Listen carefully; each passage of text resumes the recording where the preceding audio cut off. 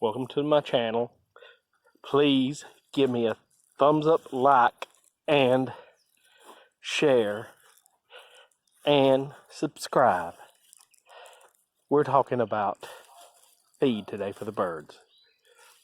We have a yard feed, of which I will show you, but also I cut the corn to half that amount and add half that amount of wheat grain for the warmer weather.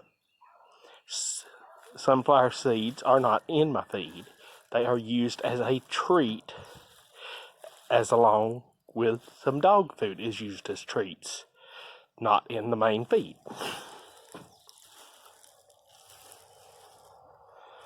So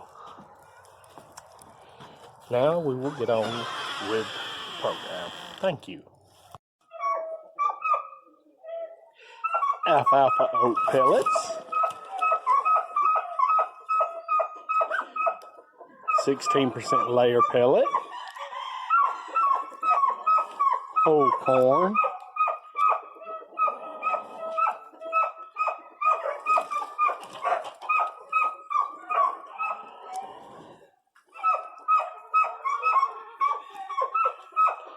and